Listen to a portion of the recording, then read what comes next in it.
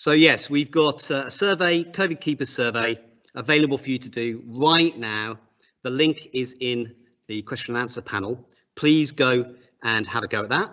And it really asks about some of the changes that we as a MAT, and I'm sure other schools, have introduced during the coronavirus, during lockdown, etc. And asks you what you think about those, whether we should keep them or whether we should go back to how things were before.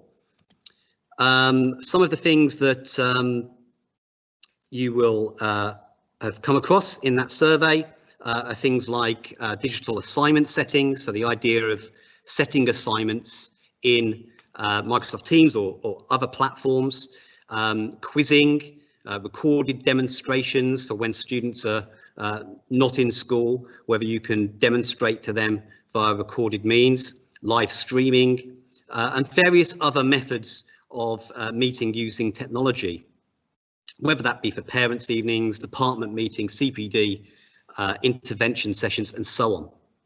There's also some questions in there that aren't to do with technology, so things like year group zoning. So what we mean by that is in the school building, as many schools have had to do, we put the whole of year 7 in a particular part of the building and they use those rooms, and a different year group in a different part of the building, and so on. We had introduced 2-week timetables and more double periods in order to reduce movement. We've got obviously face masks. All schools have been doing that in corridors and more recently in classrooms at secondary as well. Lots of schools have introduced the hand sanitizer, the hand washing stations, and may well have also changed the timings of the school day. So what that survey is asking is, what should we retain post-COVID and what should we lose, should we go back to normal with?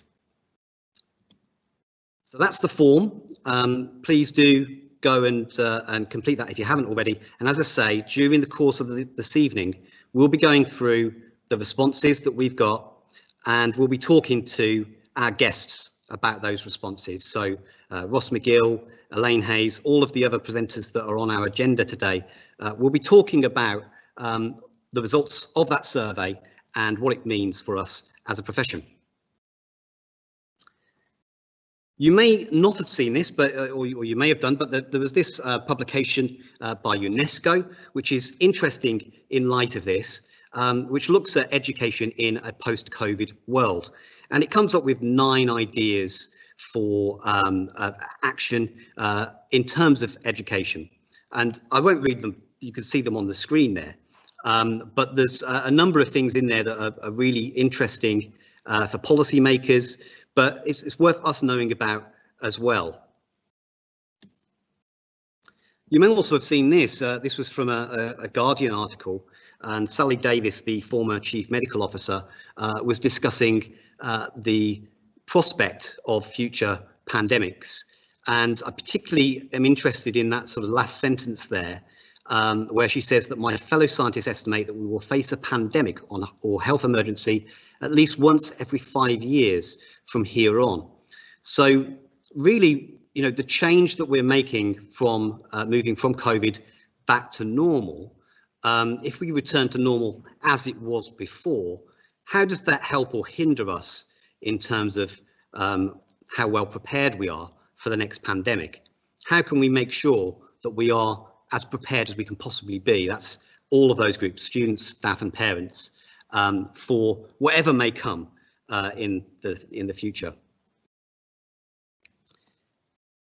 So some of that is about, for me, is about remote education. You know, remote education should become part of the furniture, as I put there. Is part of what we need to have in place to prepare people for the future, prepare students, prepare staff, prepare parents for that uncertain future. It's important in terms of being able to self-regulate. As we'll see a little bit later, it's important in terms of inclusion and accessibility, preparedness for the world of work, which is also changing rapidly as a result of COVID-19. And being able to maximise learning. There is some evidence out there that some of the students who perhaps haven't always done as well in the normal classroom environment, have done better during remote learning and lockdown. Obviously, there's a lot more research needed into that, but there's some interesting, certainly anecdotal things coming out that suggest that actually is helping. So how could we do that? And there's some sort of blue sky thinking ideas around this that are out there, such as timetabling remote learning in some way alongside traditional methods, use of technology in the classroom. How do we actually do that, implement it more into the way we do things on a day-to-day basis? And flipped learning, something that's been around for a while, but are we now in a position as a profession to start using that as a model?